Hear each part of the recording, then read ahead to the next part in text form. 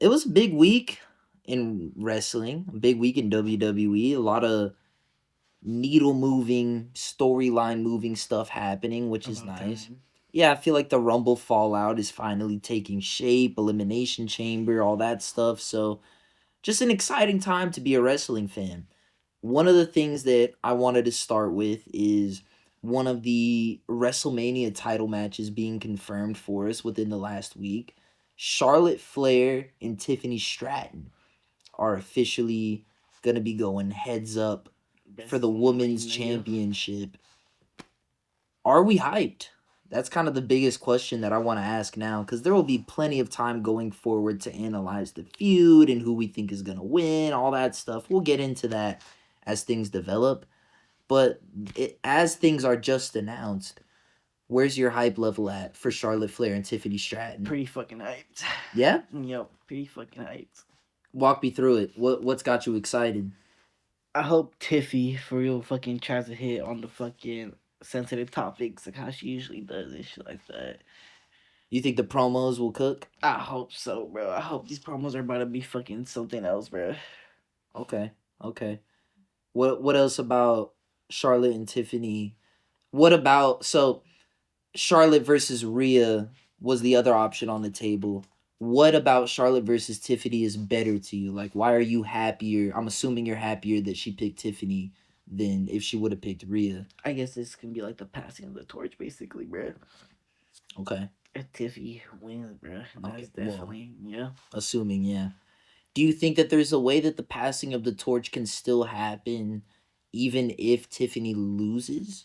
Like, do you think if they put on a banger match and Tiffany looks really good in ring, but Charlotte comes out as champion, That that would it be could still bullshit. elevate Tiffany? That would be bullshit.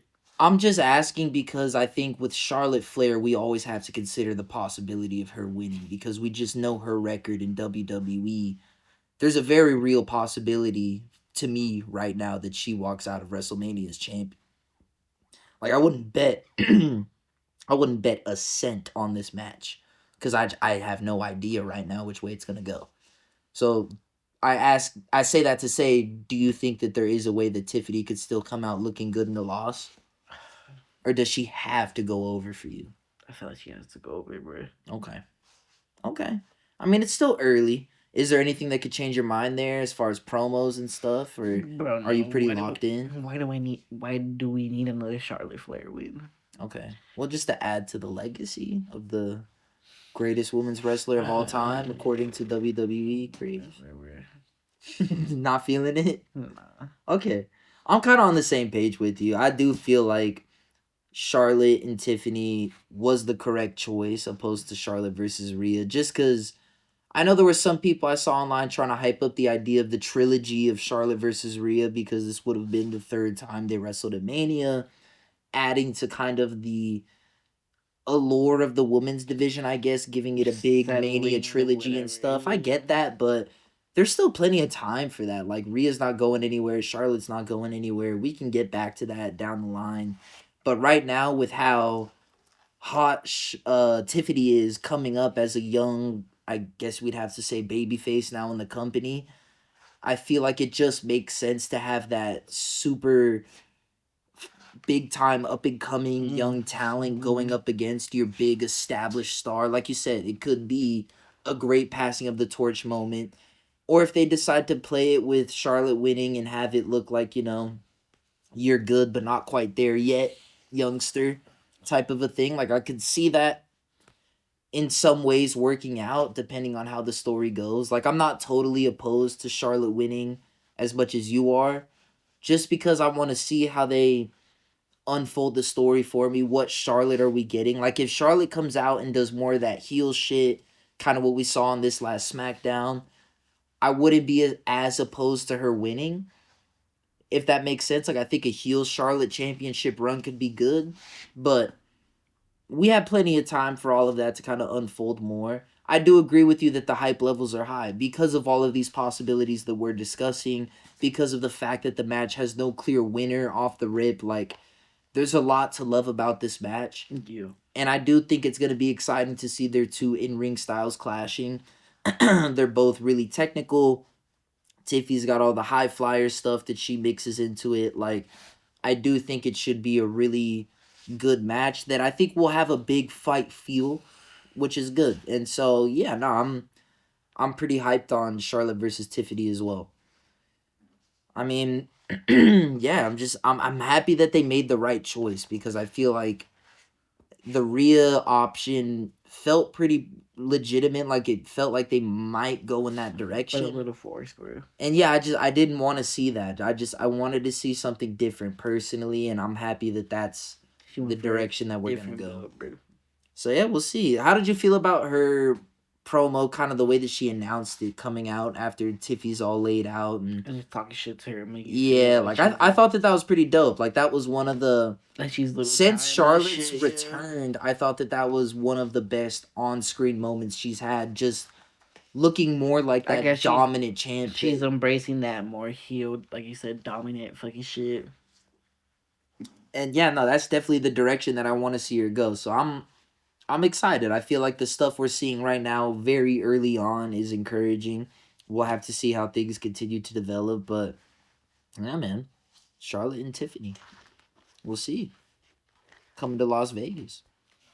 Another big development that we had recently on the last episode of Raw at the time of recording was Kevin Owens and Sami Zayn having their match made official, Unsanctioned. not necessarily official, Unsanctioned. in an unsanctioned match at Elimination Chamber. How are you feeling? I honestly was gonna text you, but I wanted to save because I'm pretty sure you're excited about this match. 100%. No, I'm a big fan of Kevin Owens, big fan of Sami Zayn. And their work before and all that. Exactly. Their previous stuff in NXT, Ring of Honor. I'm a big fan of both of them. I'm excited to see them finally having that blood feud on the main roster in the big stage where both feel like fully established main eventers in their own right. Like it feels like they're finally having that big feud that they have needed to had for a while. Um Part of me was a bit bummed that it's not happening at WrestleMania, I'll be honest, because that was the stage that I wanted to see it happen. And ever since the match was announced, I've given it more thought. And like my initial reaction, like I said, I was a bit disappointed. But I do ultimately think it might have been the right decision. And I don't think I'm just coping either. I do think that it might have been the right choice. This WrestleMania card is looking like it's going to be pretty stacked. All the different title matches, John Cena, all this different stuff. I don't know if Sami Zayn versus Kevin Owens to a WrestleMania crowd in Las Vegas, which let's be real, with the way that Mania ticket prices are going, I don't know that everyone in the building in Las Vegas this year is going to be the most die-hard wrestling fan. I feel it. You know, I think it might be a lot more of a big event crowd.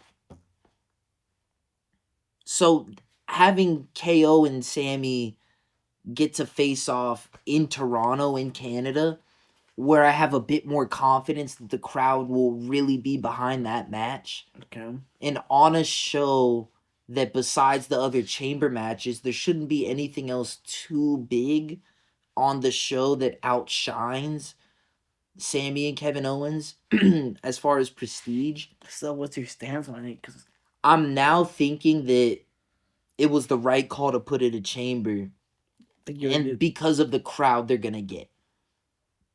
I think that the crowd reception at Mania just might not have been as strong given what else they're competing with on the card. And I feel like it's natural in wrestling shows, no matter how good every match on the card is, you can't be at like 10 out of 10 emotion for 3 or 4 hours straight. There's gonna be like some peaks and valleys. You have to put some matches on the show that are designed to be like not the biggest match of the show. In a Sami Zayn versus Kevin Owens kind of match, it was never going to be the main event at WrestleMania, especially without a title being involved.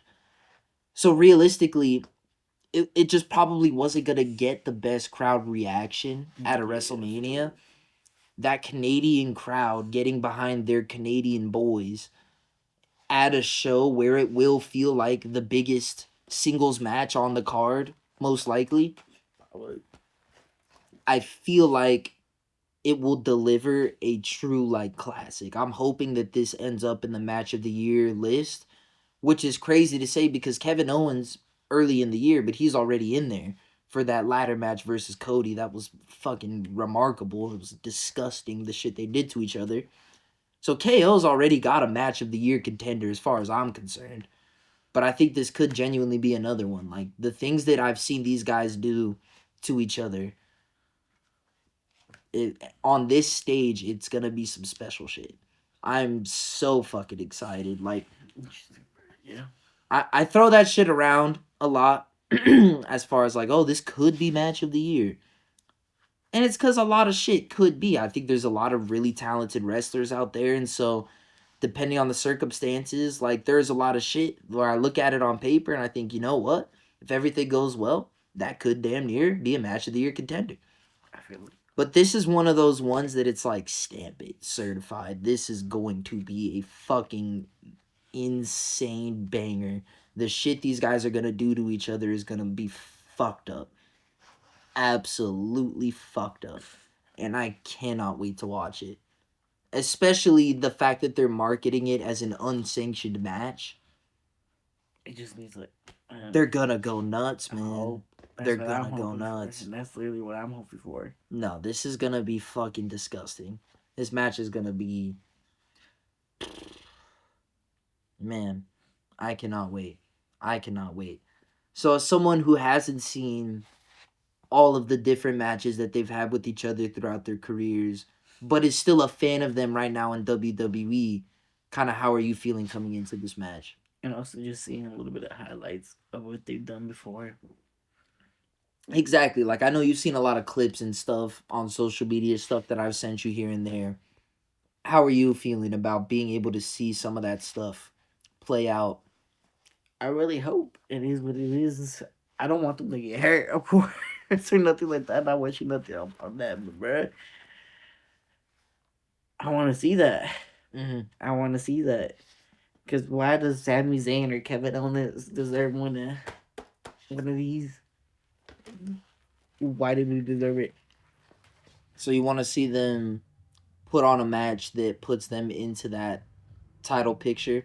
Something. At some point, yeah. Would you say maybe similar to what we saw with Punk and Drew last year? Mm-hmm. Where after that final match, where they had that Hell in a Cell match, that we kind of realized, okay, one of these two guys at least has to be a champion within the next 6 to 12 months because that was fucking crazy. Yeah. Okay. I feel that. It definitely should be, like you're saying, a match that elevates both of them as main event players for sure. Because they are kind of in this spot where it's like they're main eventers, but I think either of them being involved in the title picture right now would come across as a bit of a like shock. But this could be and should be a match that elevates them to a point where even your most casual WWE fan sees them as legitimate threats. I feel that, yeah. I hear that, yeah. Nah, I mean, bro, this is gonna be special. I am truly excited. We will see.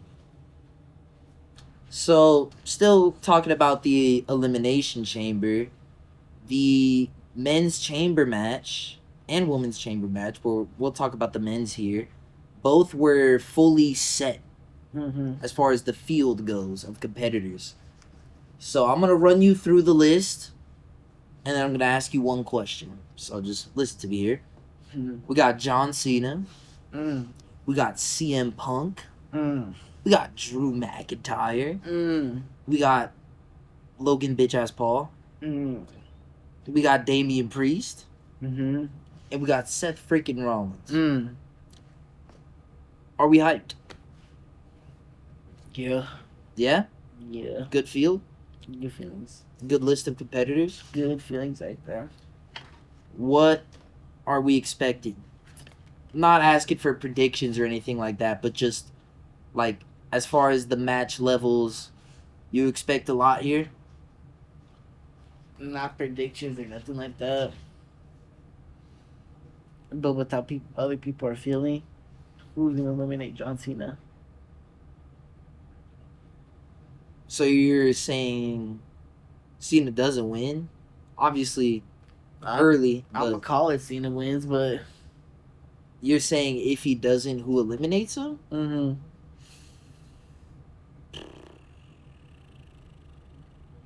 Anyone but Logan. As long as it's not Logan, so that we don't get force fed Logan Paul versus Cena at Mania, I'm fine. I'm fine with anyone else. Literally. Cool with it. Because I think everyone else in this match is a phenomenal wrestler. And so anyone else, it's fine. It's not Logan. Please. Please, Triple H, I'm begging you. Please. Please. This is the pod. I think so. Hmm. Nah, bro. I just, I don't know, man. I am very excited for this chamber, but I do get worried when I see Logan in there because I do just after the Rumble, him getting forced into all these big moments and stuff like that. I don't want to see any more of that shit. But literally, it's everything besides that. Yes, I am looking at this as an all-time Elimination Chamber lineup. Like, you've got literally 5 other Hall of Famers in there. Like, top level Hall of Famers. And I do think Priest will get to that level within the next 5 to 10 years of his career. Maybe not to the level of like a Cena, Punk, and Seth Rollins and Drew as well. Like, those are some big names. But Damian, within his own right, I think will go down as a very great wrestler in WWE. And so, I mean, we're looking at what should be an all-timer.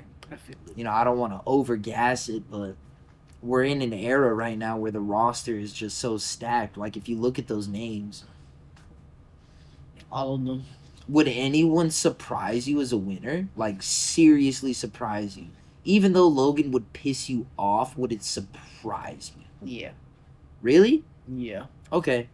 I wouldn't be that shocked. No. Like, as much as it would upset me, I just know how Triple H gets so fucking excited about the guy. He loves him so much. So, like, I wouldn't be like, what? Like, I can't believe it. Like, I'd be a bit surprised, but I guess it's just anyone in here to me is a legitimate threat, you know? I feel it. Which is how it should be. At its best, that's how wrestling should be booked, is anyone in the match should have a pretty legit chance to win, and I feel like we're getting that here, so I'm definitely looking forward to that. Um, I mean, yeah, like I said, I don't want to do too much as far as like the early predictions and stuff like that. You still need to get all the promos out the way and all that. But like you said, who eliminates Cena? Like, do you really think that's gonna happen? You think Cena's gonna get eliminated? If someone does, who does it though? That's what I'm saying. If I was in a situation where I had all of the power to book this entire match, I would have the final 2 be Punk and Cena, and I'd have Punk pin Cena.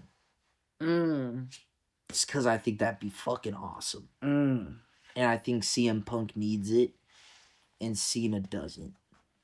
Wow. But that's just me. That's just me. I also could see it go the other way where Cena pins Punk. That'll be crazy. And I think that'd be awesome.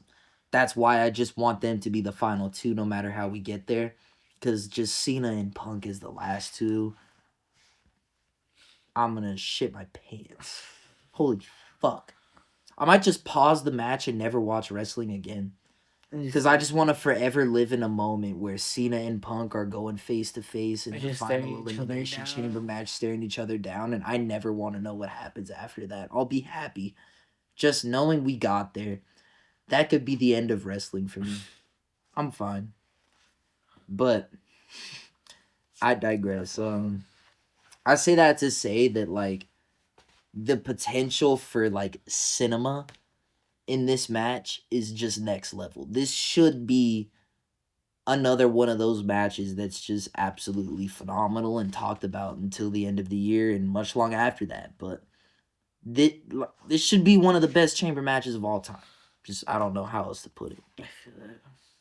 And it's a stipulation that, as much as I loved watching them as a kid, it doesn't always deliver. The Elimination Chamber is kind of a hit or miss stipulation. Like, the matches themselves aren't always great, but this has the potential to be fucking amazing. And I think it should be. I hope it is. We'll see. Final thoughts on just how hyped you are for the men's chamber. Any last thoughts you have on that? Bro, fuck. Like you said, it's fucking stacked, bro. We'll see. We'll fucking see. Yeah, man. Continuing on the Elimination Chamber, we also had the women's chamber match get fully locked in, with Naomi beating Chelsea Green and Roxanne Perez beating Raquel Rodriguez. So we've now got our fully stacked field, and I'm going to repeat the same process where I'm going to run you through the field to refresh your memory. Mm-hmm. And I'm going to ask you one simple question. So we got Liv Morgan, Bianca Belair, Alexa Bliss, Bailey, Naomi, and Roxanne Perez. Luis, are we hyped? It's very hyped. Even though you're yawning as I'm reading you the fucking... It's late at night, folks. It is very late at night. No, I'm fucking with you. But we're feeling good about this one. Definitely. All right. So what about, is it the field specifically? Is it a potential winner you want to see? Is it a storyline going into it? What's got you hyped up with this women's chamber match? It's not a potential winner. It's more like, yeah, like you said, more storylines. We'll see what the fuck happens. I feel like definitely, even though there's Bianca and Naomi, they're not gonna go into it being good. That's my prediction right now. That they're not gonna go into it being good on good terms and shit. So you think something before Elimination Chamber will come out that will kind of fracture their friendship? Okay, okay. I'm very encouraged that we're finally getting some movement on that. Especially since losing the fucking Elimination with Liv in the picture there, absolutely. I'm interested. So do you think that they're gonna be like fully going after one another, or just not working together? Like, is it to the point where it's like, no, I want to eliminate her, or is it just we're not working together, we're not cool anymore? What do you mean by that? Like, how intense is their feud gonna get leading up to the chamber? Living Bianca and Naomi. I feel like they're not gonna fuck with each other anymore. Like, going after one another type of thing, or just not working with each other? I feel like Bianca's in, like, whoever goes out first. If Naomi comes out first, she's probably gonna be scared, or whoever comes out first, whoever did what. Bianca comes out first, they're gonna be scared, and then the other one's gonna come out and fucking. So, whoever comes out first is gonna get fucked up by whoever comes. Okay. So they're going after each other, is what you're saying. Damn, man. Do you think that we get any interference from a Jade Cargill potentially? Oh, see, bro. Do you think that there's a chance that I might have been right about Naomi being the one who was the perpetrator? We'll see, bruh. They're pulling that shit out good right now. Okay. After Roxanne Perez's performance in the Royal Rumble in her recent appearance on Raw, because I'm more of the NXT guy on the panel here. I know you don't watch the shows week to week quite as much as I do. Are you excited to see more of Roxanne Perez? What are your expectations for her coming into the match? Do you, after that Rumble appearance, I think there's a chance that, like, she could do big things in there. Honestly, I was gonna say she's gonna probably be last two with what's her face. Bro, you cannot hold that belt for shit. Fuck you. Last two with who? Roxanne and who? I don't really had it on my mind. What you fucking decided? With who? Fucking Roxanne. Yeah, I can see and shit, bro. Bro, fuck you. Oh yeah, fucking It's gonna be Roxanne, fucking Alexa Bliss, last two. Last two? Last two. Interesting. Do you think that we get any Wyatt 6 interference in the chamber? Because that's obviously, I mean, it's been so egregiously teased at this point. Possibly. I feel like that's gonna be the push that the White Six needs right now. Okay. Okay. Helps Alexa Bliss probably win, honestly. Helps Alexa to win. Okay. Mm-hmm. Interesting. Interesting. I mean, we will see. There's a lot of potential for that type of stuff in the chamber match because of the Bianca Naomi dynamic. There's all the Jade stuff floating around because of the Alexa dynamic. There's all the Wyatt Six stuff floating around. With Liv Morgan, obviously, you always got the Judgment Day that could be getting involved with shenanigans. And so it is shaping up as a match that could have a lot of interesting shit going on around it. I'm not gonna spoil my prediction yet, but I do think it's gonna be a very interesting match. We'll let the promos shape up before I fully lock it in here. But it's gonna be a very interesting match. We'll see where it goes, but I'm genuinely so much more excited for the Elimination Chamber this year opposed to last year. I feel it. I feel like last year it was just kind of a predictable build. There was so much hype around Cody and that story that anything else was second tier, if we're being honest. Same shit with Rhea. And yeah, like the Rhea versus Nia Jax match at last year's Chamber, because it was in Australia, was probably the biggest match on that PLE and took a little bit of the hype away from the men's and women's chamber matches. So, I mean, this year, I'm hoping that the chamber matches themselves deliver with that KO and Sammy match on there. It's looking like this chamber PLE overall might be really, really good, and I'm excited. So, we'll see, man. We'll see. But hype is high. Hopefully, bro. No, yeah, absolutely. I'm being very optimistic here. I'm looking forward to chamber. We will see. Luis, I know that you're a big fan of Penta. You've been a big fan of his since Lucha Underground. You are kind of the more Penta expert here on the panel. Yes, go ahead. You can hit your emotes. I want to ask you if we have a Penta problem. What do you mean by a Penta problem?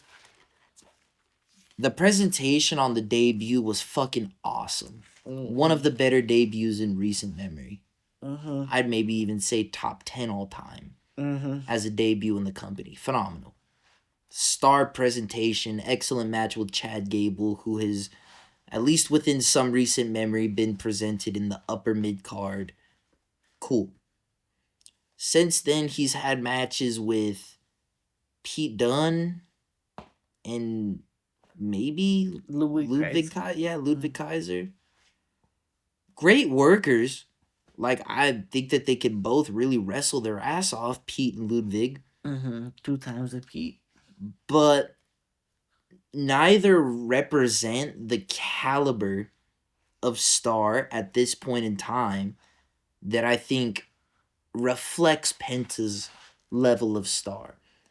If we're trying to get Penta over as this massive babyface, as Michael Cole said during his debut, like one of the best luchadors of all time, whatever they called him, we can't have him in there against like the resident jobbers of the company.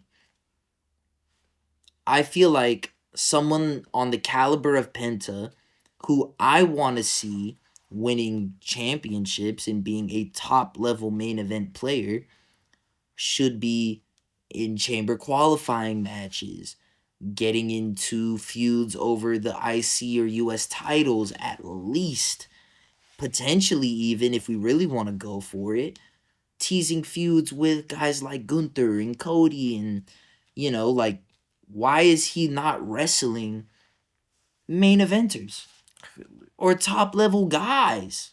Like, what are we doing with Penta and stuffing him in with the mid-card guys and putting him in the middle of the show and making him just another good match guy, which unfortunately WWE has a lot of. Mm-hmm. Guys that are really talented will give you a really, really entertaining match in ring, but don't do much of significant storyline wise. Don't get to be pushed into those big title pictures and stuff. Mm-hmm. Penta's too good for that. I think we. Do we have a Penta problem? I feel like they're like just slowly building up his push, bro. Honestly, I feel like that's the answer to that. They're seeing how he's fucking getting his fucking crowd reactions and all that shit like that. And I just feel like they're just slowly building it up. Like, oh, is it like just fucking hype, or is it like, oh, for real? Like, this is like a guy we can like for real like put into the equation and shit like that. Okay. Because we seen what this last match, he's done with Pete and fucking Ludwig. It's probably gonna be fucking Pete versus Ludwig now for some shit or whatever. I don't give a fuck, but yeah. Mm-hmm. I feel like Penta's gonna move on from that now. Okay. I can accept that. Because I understand that WWE is very cautious with their shit, likes to take their time. Like, if that's the case, okay. I can accept that for now. I can accept that. My follow-up question to you is, when can we ring the alarm? How long are we gonna sit and allow mid-card Penta to Pentagon mid, if you will, to pursue, like, how long are we gonna allow that to be the case before we start to get a little upset? You as a true Penta fan and myself as a newer Penta fan, but I'm invested. I've ever since the debut, man, I thought, fuck, this guy's real shit. I've gone back and started watching Lucha Underground matches. I didn't even tell you this. I'll say it right now in the pod live. I watched Penta versus Vampiro in some like crazy hardcore fucking Lucha Underground match. Shit was badass. It was insane. Like, I'm doing my research, I'm doing my homework. But you're And the more homework I do, the more I fall in love with Penta, and the more I want to see Cero Miedo in the main event. So when can we hit the alarm button and when can we ring the bells? Chill. Okay, I'm chilling. I'm chilling. I'm chilling. I'm asking you a question. How long are we gonna let this shit slide? I think you're being impatient, bro. I'm a little impatient at times. I'm known to be that. It happens. I'm self-aware of it though. So like that's why I'm saying, okay, if that's the case right now, okay, I'm chilling. We've all heard the little trickles of Chad Gable fucking learning the fucking dark arts of fucking lucha and shit like that or whatever. Yeah. So I gotta wait for that whole. Oh, okay. And who knows, that might lead to like a few where like, oh, they're both fucking Chad Gable fucks him up and then they somehow end up in the fucking like same tournament. Okay. And they fucking that's fucking time for Penta to shine, bruh. Okay. Settle me up, bruh. Okay. So, it's reasonable to say we don't expect to see Penta on this year's WrestleMania card. Maybe somewhere in like a middle of the show match, but like that's probably best case scenario this year, right? That's another topic for another week. But this is why I'm asking though. Like, I want to see Penta. So when do I start to get upset that I'm not seeing Penta in the stages on the platform? I would say if he doesn't win the IC title before Mania. Before Mania? Because I don't think that's going to happen the way that they're cooking up. That's why I'm saying if that was going to be the case, he'd already be in the picture. And that's the thing. It's probably just going to be Chad Gable versus Penta. No title, no nothing. That's not a Mania match. That's not a Mania match. Probably, it's probably going to be the ones where it's like, oh, before Mania and shit like that. These, you're dodging my question. How long can we let this shit slide? Give it next Mania. Till next Mania? 42? It's a long time. What do you want to see? All right, let me phrase it differently. SummerSlam. In the year 2025, what is your goal for Penta as a fan? What do you want to see him accomplish in WWE? 2025. By the end of this year, when we're saying Happy New Year, we're in the 2026, and you're a 26-year-old old man, how do you want to see Penta in WWE? I want to see him win a title at least. Okay. Okay. So, would it be fair to say if we get to the end of the year and that hasn't happened, we can start to be concerned? Yeah. Okay. Bro, he just came in, bro. I know. You said be patient. I'm gonna be patient. I'm just trying to figure out where our expectations are at, so that we can analyze things clearly going forward. Okay. Settle. So we don't have a Penta problem yet, but we might in the future if shit don't change. We gotta move Penta up that damn card for sure. Yo tengo cero miedo, compa. Está bien. That's right. Settle me, bitch. Yo sé. Yo sé. Penta era. Yo sé, todo está bien, compa. Yo sé. Penta era. Yo sé. The new Penta No quiero era. hablar lo que tengo. Todo está bien, bien. New Penta era. Todo está bien. New Penta. ¿Qué es eso? New Penta era. ¿Qué es eso, Penta? New Penta era, bro.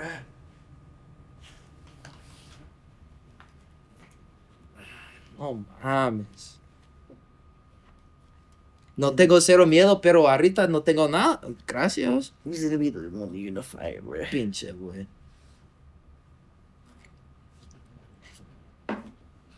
Love you, Pizza. Luis, we finally have an update in one of the craziest mysteries currently plaguing planet Earth, I would say. One of the greatest mysteries on this planet. We got one of the greatest athletes walking this earth. Her name is Jade Cargill. And she was thrown through a motherfucking car. And all fucked up, too. All fucked up. Looking like Peter Griffin after he fell down the stairs. Leg doing that and shit. All bad. But we still don't know who did it. But at least finally we got an update. At least some little slice of quote unquote evidence, according to Nick Aldis and his British ass. Nick Aldis says that we have a video sent in from an anonymous source. Let me play it for you. Anonymous. And then we had to wait 10 seconds for the video to play. Embarrassing, first of all. What the fuck are we doing over here? He just hit the damn button. Anyways, video finally plays. And we see the paramedics or some shit like loading in Jade off of the car. Mm-hmm. And then the camera pans to the left. And it's Liv and Raquel walking into the stadium. Mm-hmm. That don't prove shit to me. Exactly. I watched all the Thank Criminal you. Minds back in the day. That was Exactly. one of my favorite shows when I was a kid. Was Criminal Minds with goddamn Hotchner and Shamar Moore and whatever his name Just was because on the they're show. pieces of shit doesn't mean they were gone. But yeah, bro, like they will get a couple pieces of evidence and they will think they started knowing shit, but then boom, they'll get another piece of evidence and they gotta go all the way to a different direction because it was never ever the first person that they thought it was on the show. Mm-hmm. That's a part of crime shows. Is the first suspect is never the one who did it. Anyone who's seen any episode of Law and Order can attest to that.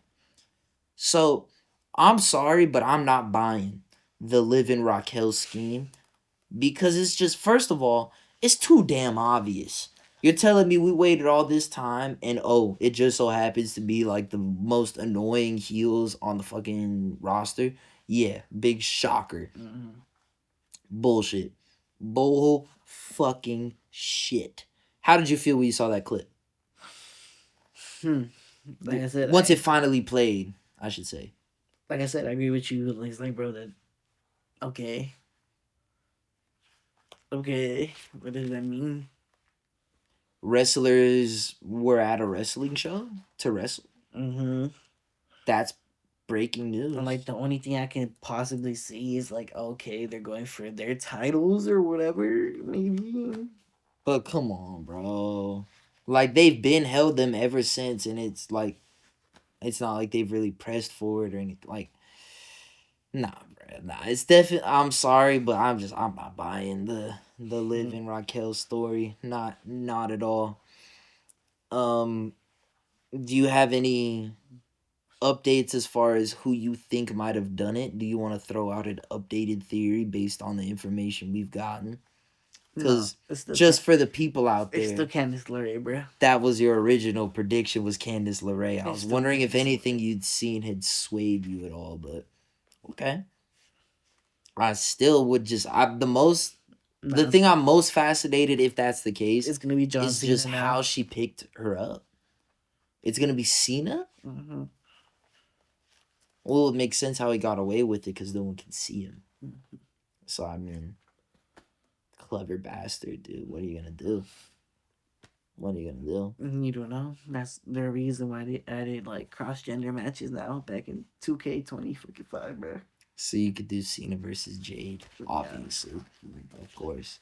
Well, there you go. It all makes sense. I'm still gonna go with my theory that it's Naomi, but you keep rocking with what you got over there. I'm really curious to that theory now. I have become super invested in. Cause if Jade Cargill retires John Cena, that'd be pretty epic. That would be something to hang your hat on if you're John Cena. But I'm just happy that we got an update.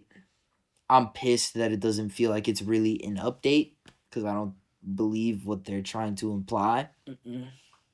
But it's good to know they haven't forgotten. But it's still gonna be probably, yeah, like you said, one of them. I don't know about Naomi or Bianca, but like both of them are like, oh yeah, you see, like you're talking, and I'm like, okay, why do you need to say that? They both felt like they were trying to prove something with the way they reacted. Yeah, no, it's like either one of them saw something and you're like, okay. And the other one's like did it and shit like that. And then, like I said, another one's like, oh, okay, they saw the video or whatever. And I'm like, okay, whatever. Not whatever, but like, why did you do it? And another, yeah, some shit, bro. It's storyline. Storyline, Triple H. it's definitely gonna come down to one of them two. In my opinion, I do think it's Naomi, but we'll have to see, bruh. I mean, like I said, I'm just happy it's not a forgotten storyline. Mm-hmm. I definitely was getting worried that it Thankfully, was just there's some getting left shit, behind, forgotten in the dust, but we're still here. We're still alive. So we'll see. Hopefully, within the next few weeks, we actually get some real update on who attacked Jade. But for now, it's Liv and Raquel, I guess. Bullshit, but good to see. You don't make a fit, bitch. This is true. This is true. Fuck you. W's chat. Fuck you.